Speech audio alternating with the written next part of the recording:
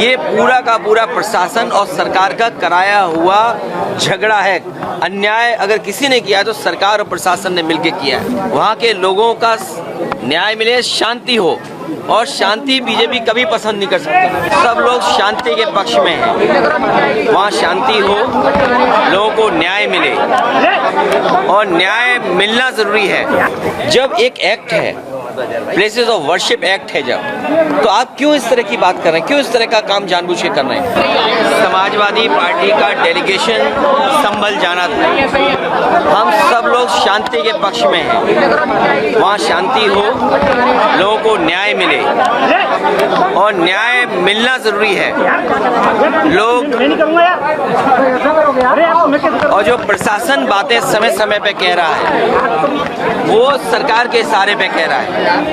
जिसने इतना प्रतिबंध लगाया, ये प्रतिबंध और इतनी तैयारी फोर्स की अगर पहले होती तो इतनी बड़ी घटना नहीं होती। लोगों को न्याय का भरोसा दिलाना इस सरकार की जिम्मेदारी है। न्याय और लोगों को न्याय मिलेगा, इसके लिए प्रशासन और सरकार की जिम्मेदारी बड़ी बनती है।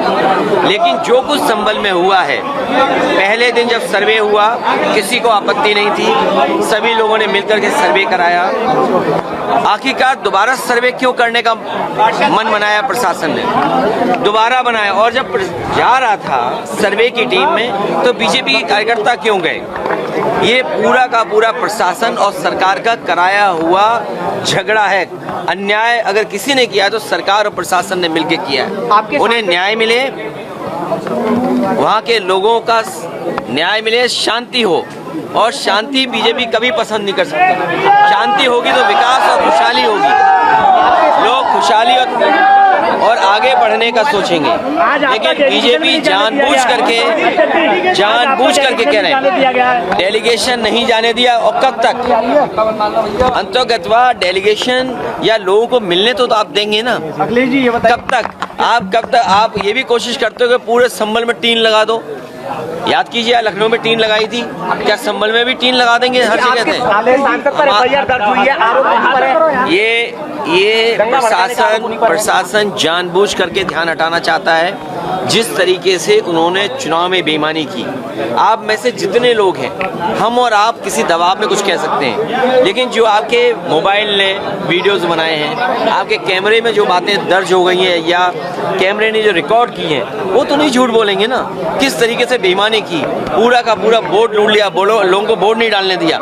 यही तो बात हम लोग कहते आए हैं कि बीजेपी की सरकार संविधान से नहीं चलना चाहती है, अपने मन विधान से चल रही है।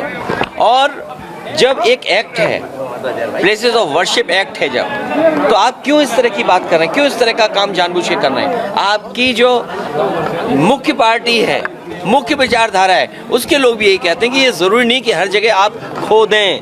अखिलेश जी, संभल के उपद्रवियों को शहीद बताया जा रहा है, क्या कहेंगे आप? देखिए, जो ये भाषा किसकी है?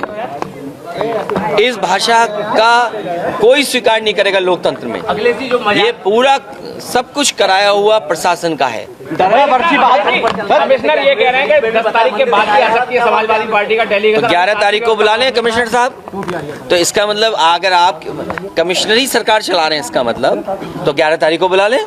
अच्छा, ये बताइए, अगर उनको ये लगता है कि इस तारीख तक आना ठीक नहीं है, आप जो पीड़ित हैं उन पर दबाव क्यों बना रहे हो? वो तो वीडियोस वायरल हो रहे हैं। तो सुप्रीम कोर्ट कम से कम इस बात को ऑब्जर्व करेगा कि कैसा दबाव बनाया जा रहा है। अजमेर की दरगाह है, अजमेर वाली दरगाह को लेकर क्या कहना चाहिए? प्लेसेस ऑफ वर्शिप एक्ट के बाद इस तरह की बात उठाना, भारतीय जनता पार्टी जानबूझ करके इस तरह का माहौल बना रही है। जितने भी लोग हैं, ये सब भारतीय जनता पार्टी के समर्थित लोग हैं। इस देश में शांति होगी तभी विकास होगा, तभी खुशहाली आएगी, तभी लोगों का जीवन बदलेगा। और बीजेपी कभी भी शांति नहीं चाहती। डिप्टी सीएम केशव प्रसाद मौर्य ने कहा है कि समाजवादी पार्टी दंगा कराना चाहती है और खींच बिठा रही है हार का उपचुनाव की।